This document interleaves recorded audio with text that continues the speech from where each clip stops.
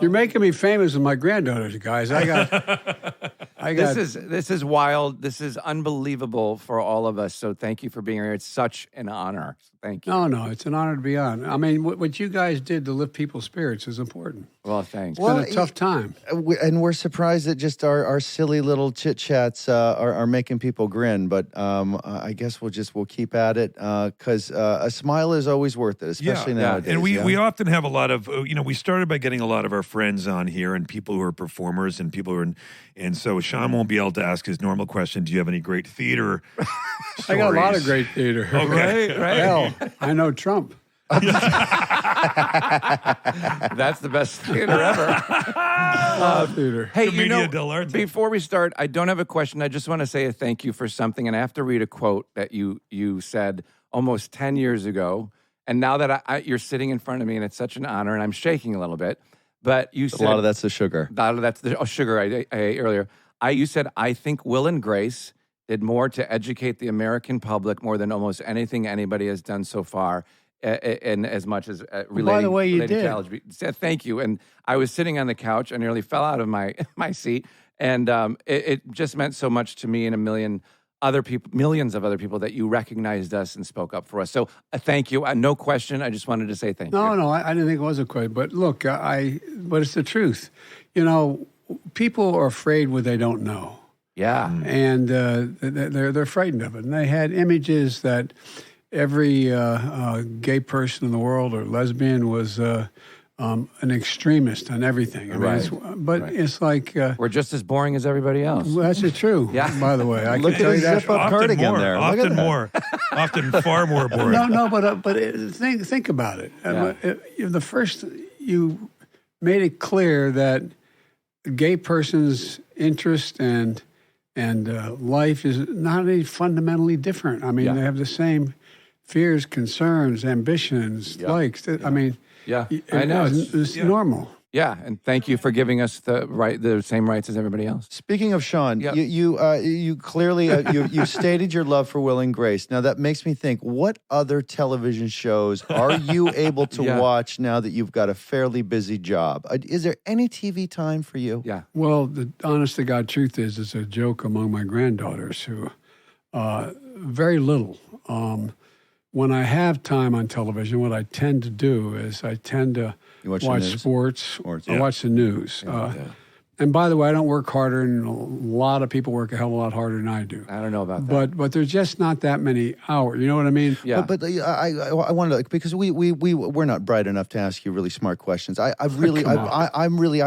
such a big fan of you as just obviously we've never met before. Although I did shake your hand on a school trip in 9th grade in Delaware, and you were very nice. But I want to know. I want to know. How have you been so since? Sweet for our class. But like, what time does the day wrap up for you? What you go upstairs? You want to know bedtime? Well, I want to know what goes my on. staff is laughing. They're behind me. But when you go upstairs, you're not lounging around in that. Is there a transition into? I'm asking because I'm projecting, because I get in my PJs as soon as I get home. Do you get into the PJs? You let them know what you want for dinner, and then you start watching TV with Jill? Is that what happens? That's one of the things Jill and I are working out, and I mean this sincerely. Yeah. Jill, because she teaches full time. Yeah. Is in bed by 9:30, and I used to go to bed 9:30, 10 o'clock, and we'd talk, and people would go to sleep. I mean, we spend time together. Yeah. But now I don't get back to even in the White House, I don't get from the Oval Office into in the residence until usually around 7 o'clock. Yeah. We have dinner, and then I have, and I'm not a complaint, I give my word, but I have a briefing book that is probably 200 pages. Yeah. I mean, a big binder like that. Yeah. Mine has 2 pages in it. And they're all doodles.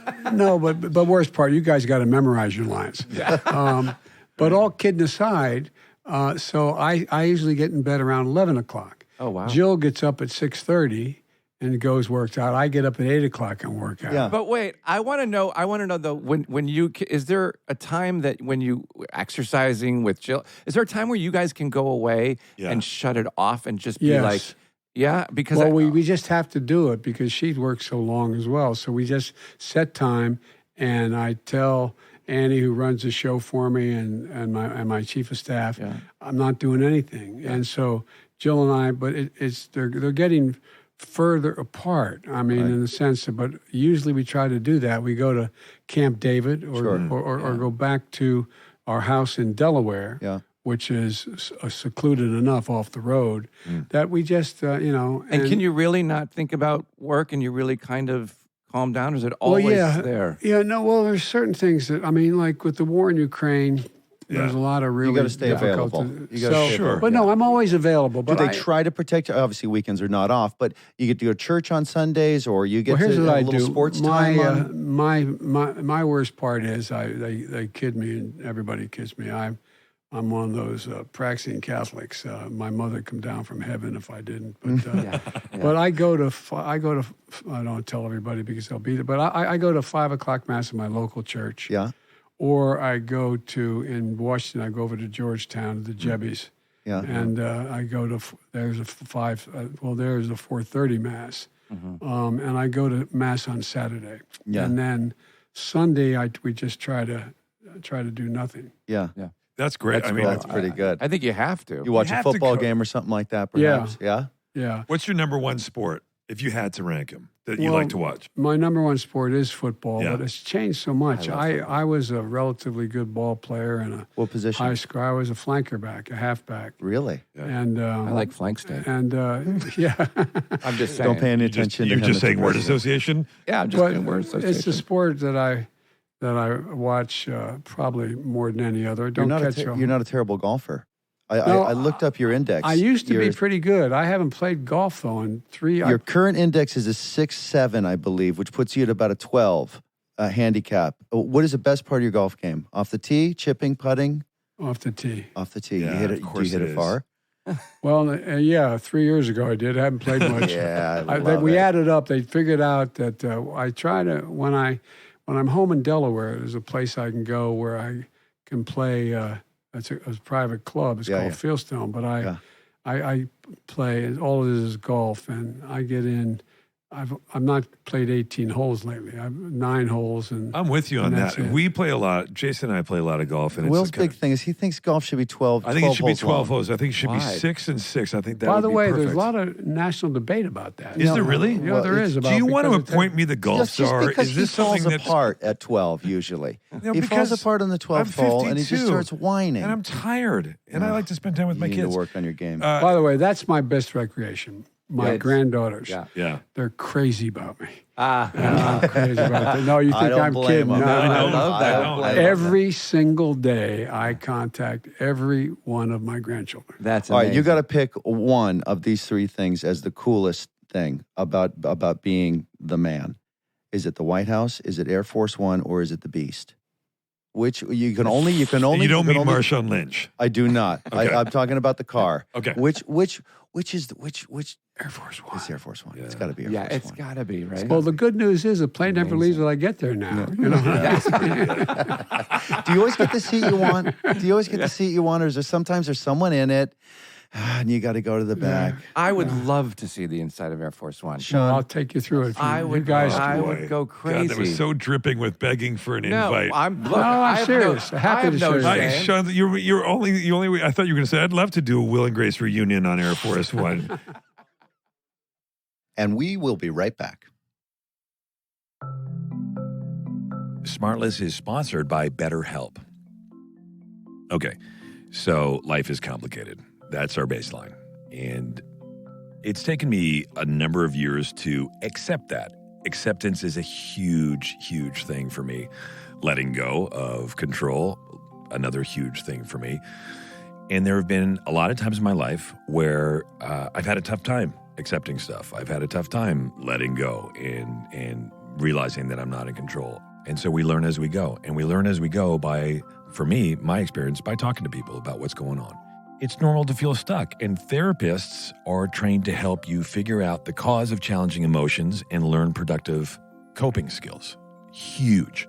Which makes therapy the closest thing to a guided tour, if you will, of the complex engine called you.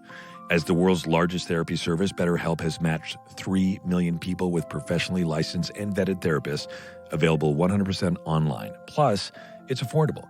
So you just fill out a brief questionnaire to match with a therapist, and if things aren't clicking, You can easily switch to a new therapist anytime. It could not be simpler. No waiting rooms, no traffic, no endless searching for the right therapist. Learn more and save 10% off your first month at betterhelp.com/smartless. That's BetterHelp, HELP.com/smartless.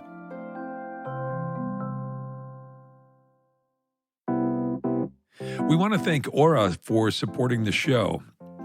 How many devices do you think you have at home that are connected to the internet? You got your phones and your computers and your doorbells and your cameras and your things. The average is 25 devices per household and 100 online accounts per person. Guess what, gang? That's a lot. We do everything online, from banking to binge watching to homework with our kids, and this has left us extremely vulnerable. In fact, last year, Americans lost $6.9 billion to online crime, and this number is only rising. And the risk isn't just for your wallet. Last year, 1.25 million kids had their identities stolen. That's 1 in every 45 kids. Many don't even know they've been a victim until they're older and applying for a school loan or a first apartment. Listen, as a parent, when I first found out about what we were going to do here with Aura, I was really excited because I can know that my family, specifically my kids, are safe when they're online because, let's be honest, they're spending a lot of time online. I don't know, it feels like sometimes with the internet that the possibilities are, infinite in good ways and potentially in bad ways. So I want to know that I can protect my family, my kids, as well as I can, and Aura is helping us do that. Also, with Aura, the price you pay when you sign up is the price you pay when you renew. They will not raise your prices in year 2, hoping that you won't notice. Now, for a limited time, Aura is offering our listener a 14-day trial and a scan of your information to see if you've been part of a data breach, all for free when you visit aura.com/smartless. So just go to aura.com/smartless and sign up for a 14-day free trial to see if you've already been part of a data breach. That's aura.com/smartless. Certain terms apply. See site for details. Aura, the new standard in online safety. Smartless is brought to you in part by Audible. You don't ride an elevator for the music or pick an airline for the movies. So when it comes to audio entertainment, it makes sense to choose Audible. It's the home for stories told by the biggest stars like Ethan Hawke, Kerry Washington, and Kevin Hart. It's home to epic adventures, chilling mysteries, and can't-miss comedies. Audible is the home of storytelling. Let your imagination soar with audiobooks, podcasts, and originals. You know what I love about Audible? No matter where I am, my imagination can run wild with, like the lives of celebrities or, the journey to my best self or the spiderweb of true crimes, that kind of stuff. Audible is the home of storytelling with the most incredible selection of audiobooks and podcasts across every genre. You can also find exclusive Audible originals from top celebrities, Hollywood storytellers, and renowned thought leaders. As an Audible member, you can choose one title a month to keep from their entire catalog, including the latest bestsellers and new releases. Plus, all Audible members can access a wide selection of audiobooks and Audible originals that are included with membership. You know what I'm listening to now? I'm listening to The Gray Man. There's a movie that's out right now, but it's the book that the movie's based on. And it's by Mark Greaney, and it's like a thriller. It's like CAA. It's got life or death, and it's kind of like it's one of those like mystery thriller kind of action-packed things. You love it, I promise. I love it. I can't wait to see the movie. I haven't seen the movie. I want to listen to the book first and then see the movie. So let Audible help you discover new ways to laugh, be inspired, or be entertained. New members can try it for free for 30 days. Visit audible.com/smartless or text smartless to 500-500. That's audible.com/smartless or text smartless to 500-500 to try Audible free for 30 days. Audible.com/smartless.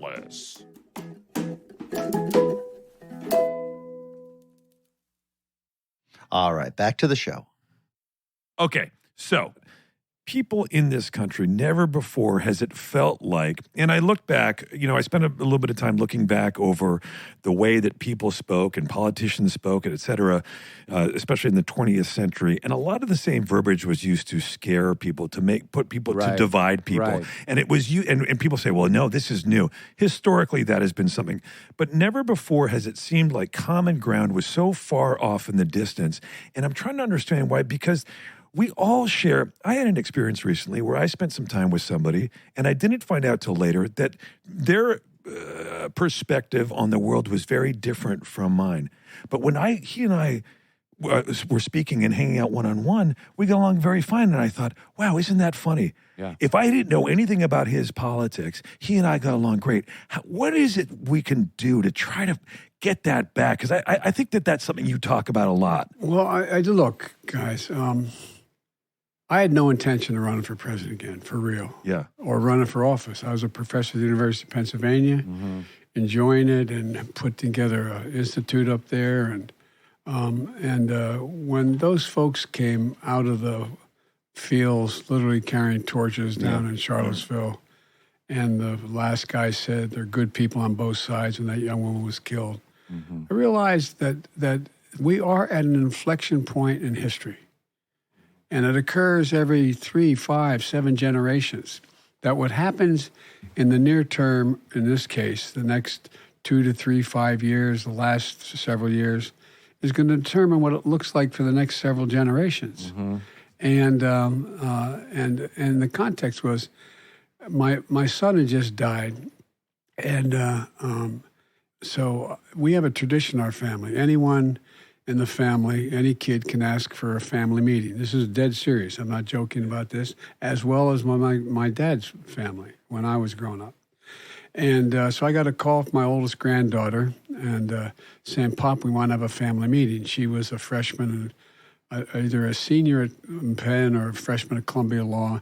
And then my other granddaughter, Finnegan Biden, she's a brilliant kid. She's a wonderful kid. She's my secret weapon. She was, I think, a sophomore at Penn. And anyway. A couple of dummies, huh? Yeah, well, no, I don't mean that. I meant they were close to me, from my house. Oh, gotcha. And then I had another granddaughter who was a senior in high school, and then a granddaughter who was a sophomore in high school, and a grandson who was, I think, in 7th or 8th grade. And they came in, and they sat down, and they said, Pop, you really should run. And I didn't want to run because I knew it was going to be ugly. And keep in mind, just like if your children in show business, you're in show business, they get used to the barbs, they get used to the accolade. Yeah. And so they've been their whole life. I'd either been a vice president or a senator, and their dad or uncle had been attorney general, and so on. And so they said, you got to run, Pop, they call me Pop. They said, Pop, Uncle Bode wants you to run, Daddy wants you to run, et cetera. And I said, well, it's going to be it's not going to be very nice, honey. Yeah. And my little guy, little Hunter, he's now 16 years old, a wonderful kid. He took out his cell phone. He said, here's a picture, Pop, we know. And he showed me a picture. My wife hates me telling this story, but it's true. And a picture was me walking out of the cathedral with my hand on my son's flag-draped coffin, the military escort, and my arm around him like I used to hold his dad to just reassure me walking out. And the caption at the bottom said that Biden molests another child. And they said, we know it's going to be tough. But here's the point about your question. I think the biggest thing that's changed is technology. There are no editors anymore. Right. And so, there's a lot been written, and I started to write a book about it, but I don't obviously have time to do it now, that if you go all the way back to Gutenberg and the printing press, it changed the nature of the world and how nations got along. These guys have never read a book, so just keep going. No, well, I know, but Yeah, look, I'm getting to television. But think about how things have changed, and every new technological change, it changed the way we interface with one another. Yeah. Whether it was a telegraph or the radio or then television. Right. But now the internet, for the first time, there's no editors. Right. There's no editors at all. Right. And so how does somebody know what is difference. true? Yeah. And the difference between, I think that you should do an executive order where you could do, you can post on the internet, on social media, but you have to have your name, your address, and your phone number. And then we'll see if people change their tone a little bit. Isn't there any way for the FCC or someone to put a rating system or the equivalent of saying, this is just opinion, this is actually fact? Oh, you've wanted this for a long time. Like, you should be able to have to hit a certain threshold. You can't just, everything can't look the same. It should have a little qualifier. Twitter does it, or did it with the last guy's tweets. I mean, we live in an age where people decided to start politicizing science and medicine. that it's so absurd. And you go, I'm originally Canadian, and I go back to Canada. I am American now, sir. But if I defect, I'm going to Canada. Yeah, well, listen, and you can stay with my folks. I'll drive you. Jim and Alex will take you any day. But that idea that, like, how it's absurd. How are we politicizing this stuff that we used to take as fact? Well, look, that's true. And if you notice, generic polling about the American public, they're 40, 50, 60% are worried about the survival of democracy. Yeah. But it's not just here. It's all around the world. Yeah. This notion of, democracy, can it be sustained? But I'm optimistic, and I really am. And I love that. No, but I genuinely am, because this younger generation, the ones you speak to, I say up to 30 when I talk about the younger generation. No, I'm not being facetious. I'm being deadly earnest. Is the best educated, the most open, the least prejudiced, the most giving generation in American history. Yeah. And we're going to break through this. We really, truly are.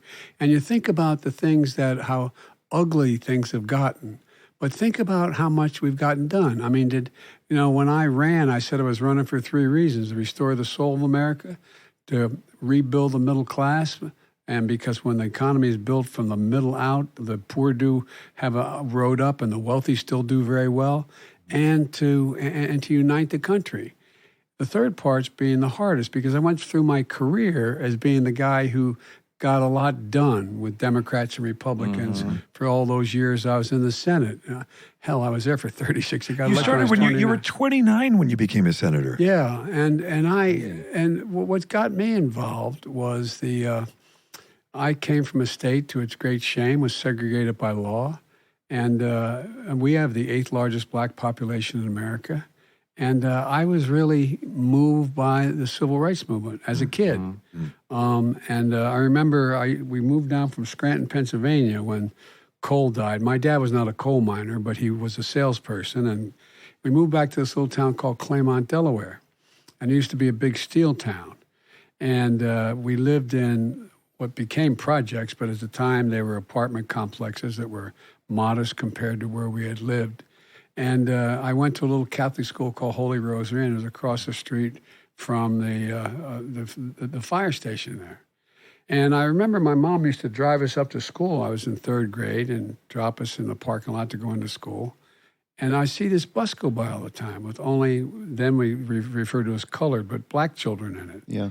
I didn't understand it. Right. Because I didn't know it. There were hardly any black people in Scranton. And what was that all about? I said, well, they're not allowed to go to school, honey. They're not allowed to go to the public schools here. And then I ended up being the only white employee in the east side of Wilmington, which is 98% African-American. I was a lifeguard there. And then I got involved, and that's what got me engaged. So that was very inspiring for you. It was. It also was very angering. I mean, it made me angry, like a lot of folks my generation. And I love reading how I knew I was going to run for president, and I knew I was going to be.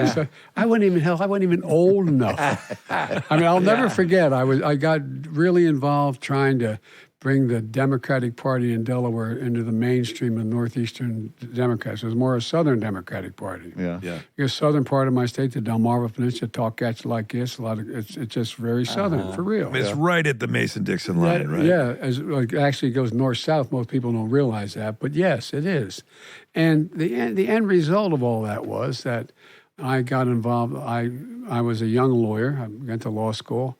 And I went to work for a guy who was a local, he was a state rep, he was a great trial lawyer, and one thing led to another, and they tried to reform the Democratic Party to make it more the Republican Party was more liberal than the Democratic Party. At the time, it was the Rockefeller Republicans. And anyway, to make a long story not quite so long and boring, I was asked to help put together a group of young people to get someone to run for the United States Senate. And I kept working on it.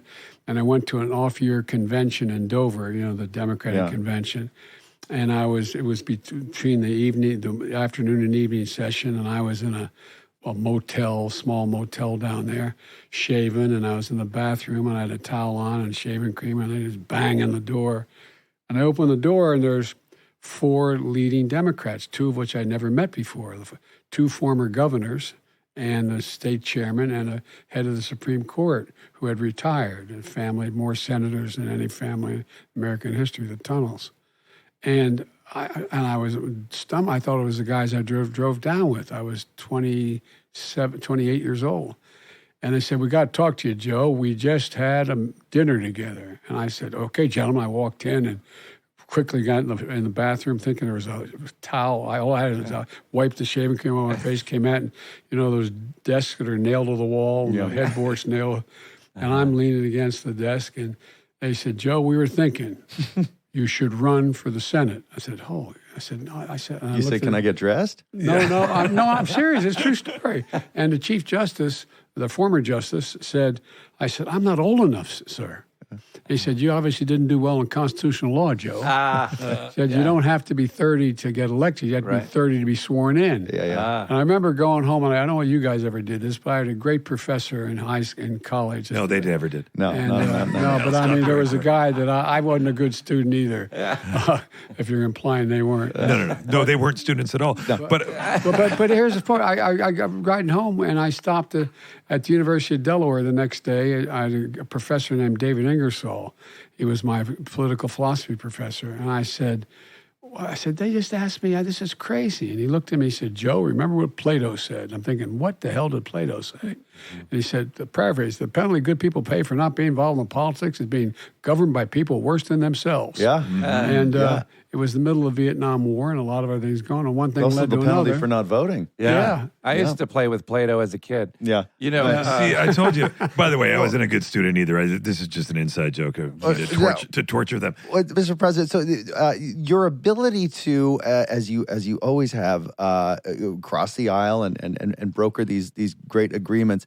If somebody who was, what would you say, you were 29 at the time, 29 now, coming into politics with how dynamic this political culture is, and the necessity, it's vital that we come across the aisle to one another. What would you suggest to them? What's the secret sauce to be able to do that? How do you identify things that both sides could get excited about?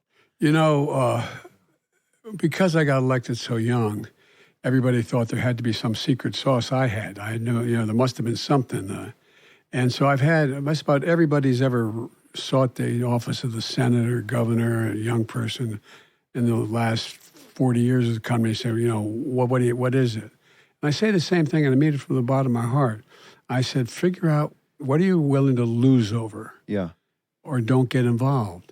Because if you don't know what you're willing to lose over and have something that important to you, don't get engaged. Don't get involved running, because you can make a lot of money and do a lot better doing other things than being in politics. And so one of the things that does is that, there's a joke among my colleagues when I said it.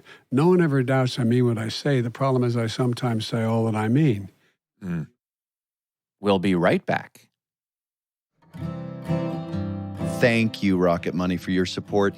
Listener, do you know how much your subscriptions really cost? Most Americans think they spend about $80 a month on subscriptions when the actual total is closer to $200 plus. That's right. You could be wasting hundreds of dollars each month on subscriptions you don't even know about. There is this app we're very excited about that takes care of all of that for you. And it's called, I said it earlier, Rocket Money. They're formerly known as Truebill, but Rocket Money is just so much more fun to say, right? This app shows you all your subscriptions in one place, and then it cancels for you whatever you don't still want. Rocket Money can even find subscriptions you didn't even know you were paying for. You may even find out that you were double charged for a subscription. It takes care of so much. To cancel a subscription, all you have to do is press cancel. And Rocket Money is going to take care of the rest. Let's get rid of all the useless subscriptions with Rocket Money right now. Let's go to rocketmoney.com/smartless. Seriously, it could save you hundreds of dollars per year. That's rocketmoney.com/smartless. Cancel your unnecessary subscriptions right now at rocketmoney.com/smartless. I'm not going to say it again. Hey, Smartless listener, you want to know something great you can do for your body to give it the nutrients it craves and the energy it needs? Kachava. It's a plant-based super blend made up of superfoods, greens, proteins, omegas, vitamins, minerals, antioxidants, and probiotics. In other words, it's all your daily nutrients in a glass. Some folks choose to take it as the foundation of a healthy breakfast or lunch, while others lean on it as a delicious protein-packed snack to curb cravings and reduce grazing. If you're in a hurry, just add 2 scoops of Kachava Super Blend to ice water or your favorite milk alternative and get going. Or take that extra minute and blend it up with some fresh fruit, a handful of greens, and a spoonful of peanut butter. Delicious. I ordered mine. They have 5 awesome tasting flavors: chocolate, vanilla, chai, matcha, and coconut acai. I just ordered some as we speak. It's on its way. I can't wait to get it. Because I love anything vanilla and chai, and I've heard everything about it is fantastic. So I'm really, really excited to get it and down it. Kachava is offering 10% off for a limited time. Just go to kachava.com/smartless, spelled Kachava, and get 10% off your first order. That's kachava.com/smartless. Hi, I'm Michelle Obama, and in my new Audible original podcast, I'll be talking with some very special guests about issues that affect all of us, like overcoming self-doubt, building support systems, and being there for others. It's all about kindling the flame inside of you so that we can meet the challenges life throws our way and steady ourselves in uncertain times. I hope you'll get as much insight from these conversations as I did. Listen to the Light Podcast on Audible. And now back to the show. Mr. President, we're not qualified or smart enough to ask you great questions. So what we would like to do, I would love to know just some of the simple sort of human stuff. I want to know, to the extent you're comfortable telling us, just the dumb stuff in your life. You want to know his personal stuff? Yeah, he's a person. What time do you get up most mornings? And do you use an alarm clock? I get a staff call. I have an alarm, but they don't trust that. So my routine is, there's a great guy who used to be a physical therapist at the White House. Uh-huh. Now he comes in. Wait, what do you mean he comes in? He comes in and he gently rocks you? Says, yeah, no, he doesn't rock me. I tell you what, he works me when I go up. There's a gym upstairs. Gently rocks. And so 8 o'clock, I'm up at 7:15. I go up and work out from 8 until 8:45. And what are we doing up there? We blasting back and buys on Tuesdays and Thursdays? Yes, as a matter of fact. Really? Wow. I love it. You look like you're in great shape. Yeah. Well, I feel good. The thing I learned, the difference in age, if I let it go for a week, I feel it. I know. Right? Again, he's looking at you, Sean. Go ahead. Wait. No, I used to be able to go for a week and nothing would change. It was like... No, it's true, though. It's not true. Serious. Believe me, we're all over 50, and we talk about it all the time, how much harder it is getting on top of it now. What's your kryptonite? If something's in front of you, it's going to get eaten. What is, I know it what sugar? it is. Is it French fries? Oh, I know. Hang on. I know what it is. It's the same thing I It's love. ice cream. Oh, and Sean and I are both. Chocolate chip. Oh, boy. That's what I wanted to ask. Chocolate chip. Traditionalist. Ice cream. I'm dull as hell. I'm known for my Ray-Ban sunglasses and chocolate chip ice cream. That's a hell of a... So I wanted to also say that the Ray-Bans, I mean, this is the greatest look of a president. All presidents. You're the coolest guy in the world. Yeah, of course. Wear Ray-Bans. Yes, you are. Well, by the way, all those years, when I ran for the first time for the Senate, I had been up to that point, even though I was a practicing lawyer, in order to get free rent, there was a country swimming club that had 17 acres, a little tiny house on it. Yeah. And they let us live in the house as long as I would hire all the pool people, right? Mm-hmm. Sure. But from the time I was 16 years old as a lifeguard, that's all I ever did. So the headline was, "You don't want this guy. The only job he's ever had is a lifeguard." By the way, I'm like, he's like ripped I'm and tan serious. and wearing Yeah, is it sunglasses. sick shape? By the way, the guy before you, he didn't even need sunglasses. He would just look at an eclipse. I want to know. First of all, there's no reason coconut should ever be an ice cream. I just wanted to say that. I like coconut. Yeah, I like Coconut coconut. How How ice dare you? cream. Kick him out Coconut of the custard country. pie. Well, coconut pie is fine, but not an ice cream. I can't do the ice cream. I'm a simple plain More vanilla for guy. us. Anyway, I'm here's chocolate. the thing. I want to know about suits. How many suits? Yeah, because yeah, you only yeah, I need had like the same question. right? You only need like 2 or 3. Nobody's Who's picking the suit in the morning? yeah, and like Me. Really? Okay, You. so you got How a many big do you have? closet, Yeah, no, I guess I have less than 100 or more than 100, probably less than 15, but Less than more 15. than more than 14. but a lot of ties. A lot of ties. A lot of ties. You can get A lot of sassy ties. with the ties. Yeah. Do you right? choose tie too? Yeah, Yeah. yeah. No, Jill doesn't. Does Jill ever give you the hairy eyeball? Like, no, what? Please, what are you doing No, with that? well, she is if I'm not. I'm sure you must mean Mrs. Biden. Well, no, what about Jill's, he- no, Jill's fine. the first lady. First lady. Jill- first lady. Jill's The fine. first- Joe's fine. All kidding aside. You No, are very nice. no. But it's she gets very upset if I have not fully shaven or all this excessive amount of hair I have. You know what I mean? If What do I'm you not do really- with it? It's I know always how you looking feel. good. We suffer from the same problem. Now wait, just I want to get back to just Ice 1 cream? second. Back to ice cream. No, no. You've obviously accomplished so many amazing things in your presidency so far. One of which is the Inflation Reduction Act, which I was excited about because of global warming. Because I hate the heat. I want the temperatures to go down. When it's hot, I get irritable. What's that got to do with inflation? Oh, my no, God. it's inside No, it the is. Inflation Yeah. Reduction Oh, Act. it's Is the inside global there. Okay, right? gotcha. It's global warming thing. All gonna read one day. But is the ship sailed on fixing this climate thing? Like, is there anything we can Oh, do? you mean should we just give up? No, You asking the no. I president? meant like, is there any hope? Is there any There's hope? a lot of hope. Okay, Yeah. good. There's a lot of hope because two things. For example, With I'm you out at the here. wheel, there's hope. Well, I'm out here today with Congresswoman Bass, Karen Bass, Yeah. and I go over. They have a rapid transit system here that needs a lot of work. Yeah. Well, we're going to spend $9 billion making a change.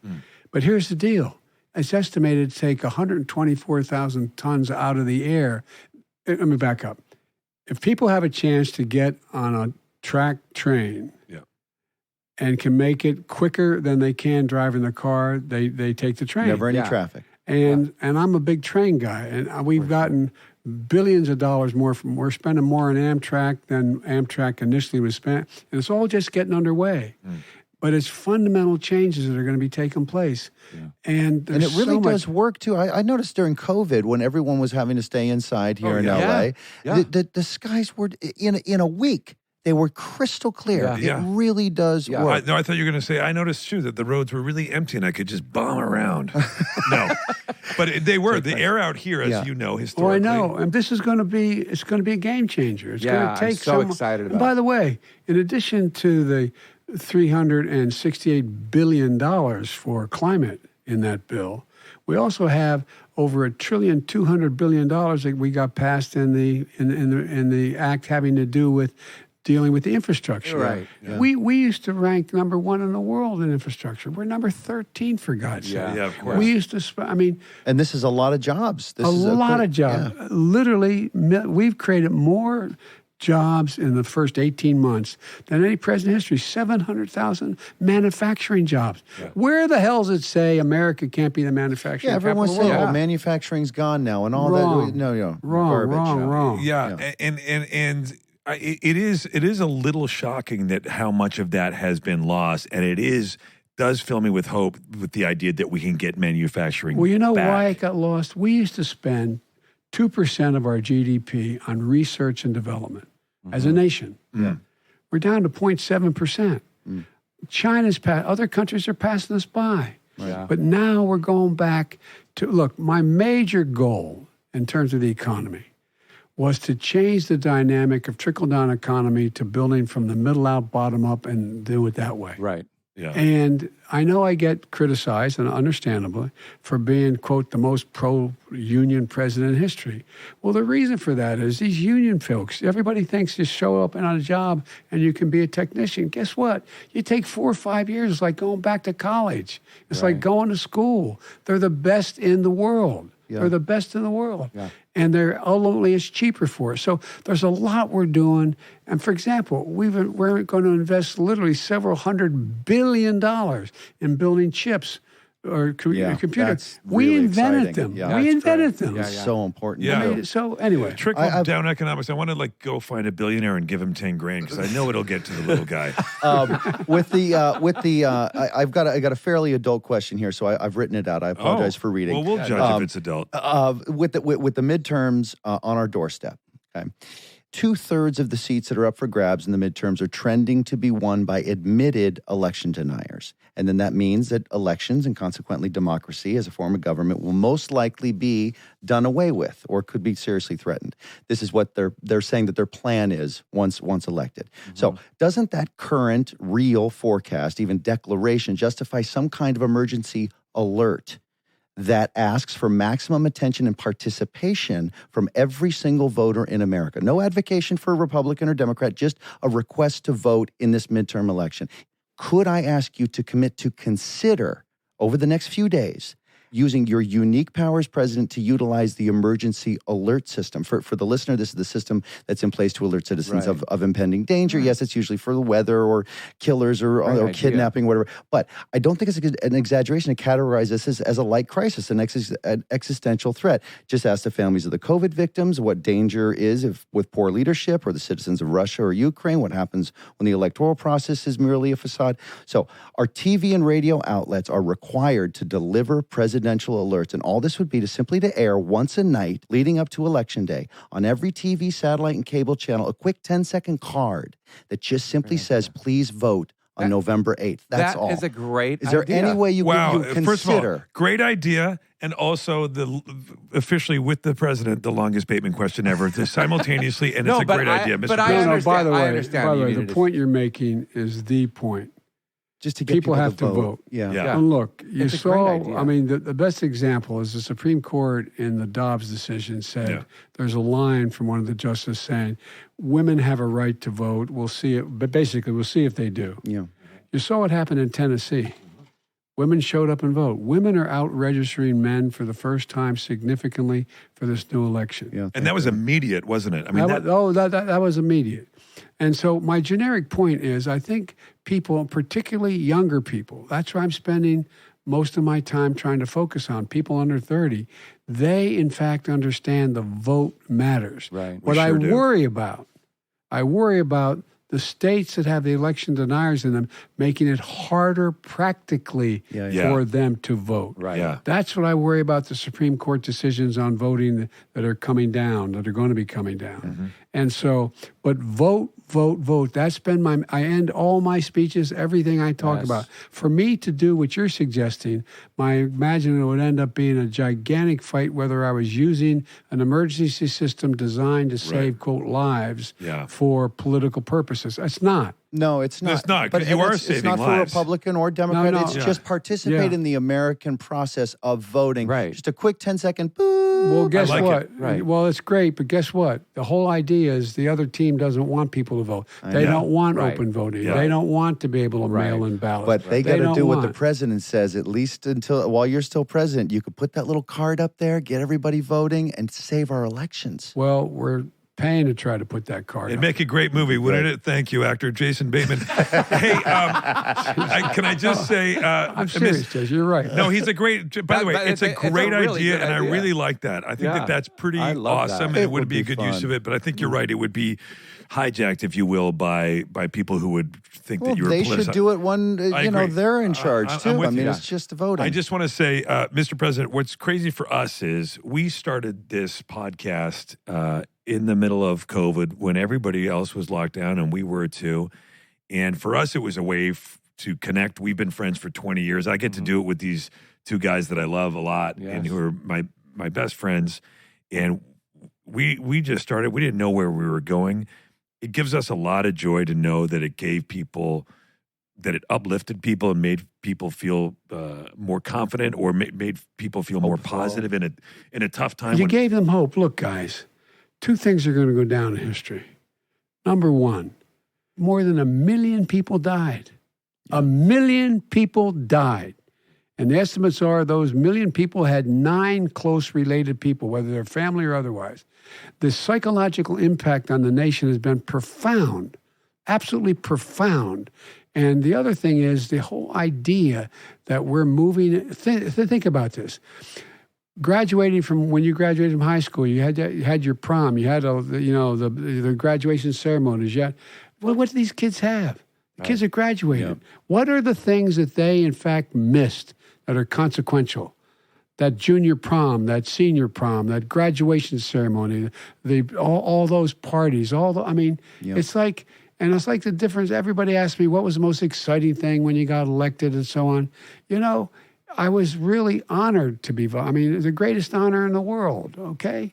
But there was no celebration about it. Yeah, you were having to do rallies with cars honking. Right. But I mean it. And that's not who we are. Right. And the other thing people have to remember, our strength lies in our incredible diversity. Yeah. It's incredible. Absolutely. Incredible. Absolutely. And other nations are realizing that. That's why they want to invest here. Yeah. That's why they want to get engaged here.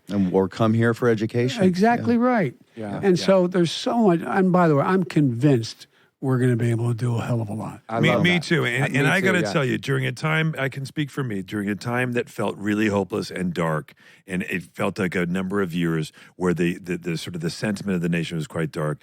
Mr. President, you brought a lot of light, and you did bring a lot of hope to a lot of people. Kindness, and we fed on that. Common sense. And common sense. And I thank you so much for that. Yep. I think that you were able to light a torch for all Well, the of biggest us. thing, I say one more thing. One of the things is that people understand that I understand loss.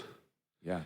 And I think it's so important that people understand that from that loss, the pain never goes away, but you can do incredible things.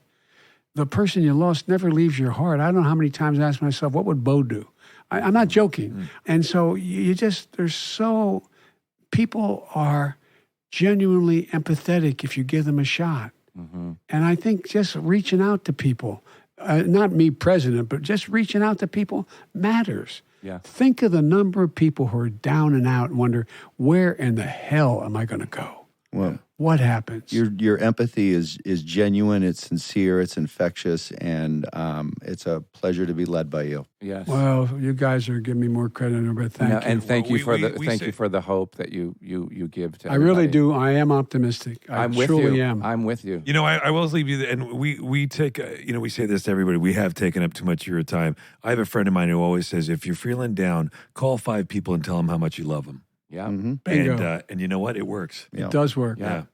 So, it does work. So give me your number. Yeah, and, if we can get it'll just be a text, I promise, and it won't be. Mr. President, thank you so much. Thank you, Mr. Thank you, President. guys. Very much. No, I enjoyed it. Thank you. Thank you. Invite me back. Thank you. You got it.